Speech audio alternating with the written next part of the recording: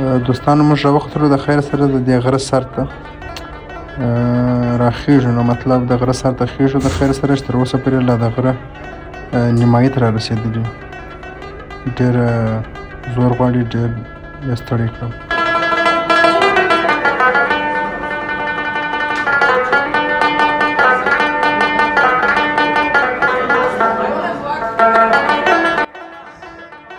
دوستانو موږ له خیره سره د غره سر ته راوختلو، ډېر لوړ غر و، ډېر یې ستړي کړو.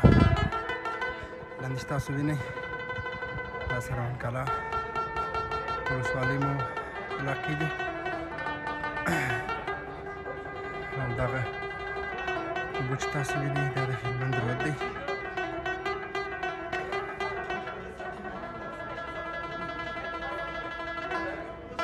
ډېر ښایسته ځای دی، ډېره خوندوره او پاکه ښایسته هوا ده.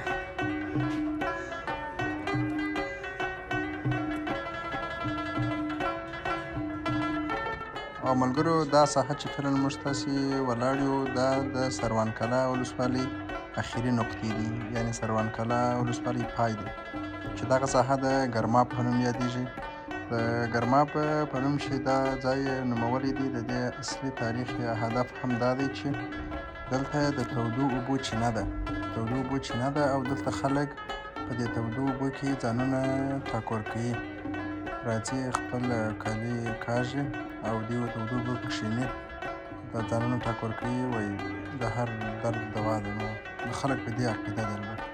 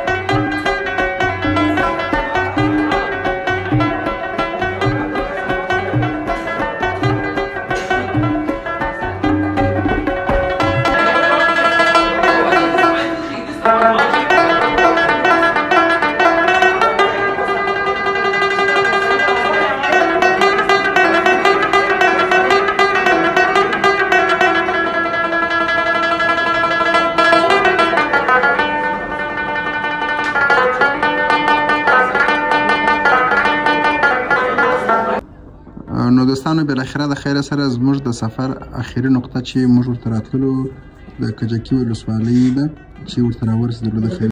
دا ساحه د کجکي ولسوالۍ مربوط ده او چپه لاس ته چې د اوبه دي دا د کجکي کاسې څخه را روانې دي او د هغې سلسله خیره پسې د هلمند رود ته. نو د کجکي کاسې ته اجازه اوس نشته، اجازې یې بندې کړي دي، داخل مو نه پرېږدي. نو د باندې څخه چې تاسو څه درښولی سو هغه به درښیو.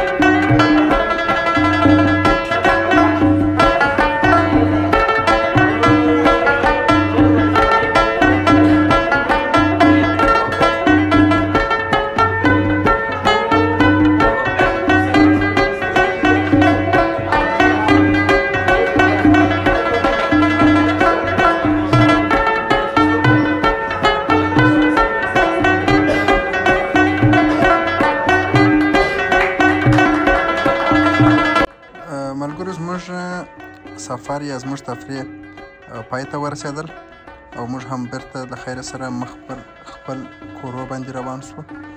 د سفر پای نو هیله ده چې زموږ یوټیوب چینل لایک کړئ، سبسکرایب یې کړئ، فالو یې کړئ او زنګوله ته هم فشار ورکړئ تر څو زموږ د نوي نوي ویډیوګانو څخه دم په دم خبر اوسئ.